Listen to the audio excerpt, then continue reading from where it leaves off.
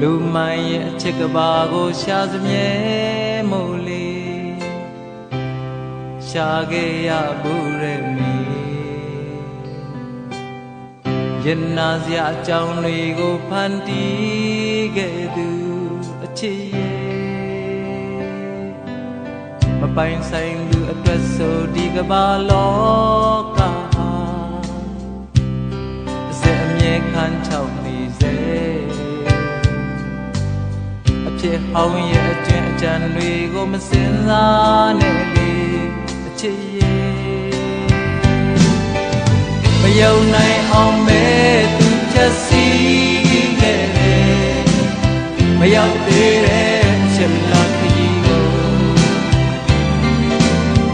ရင်နာစရာရဲ့အခြေခံဟာသူကိုယ်တိုင်ရဲ့အဆုံးအဖြတ်ပါအဆုံးအဖြတ်ပါ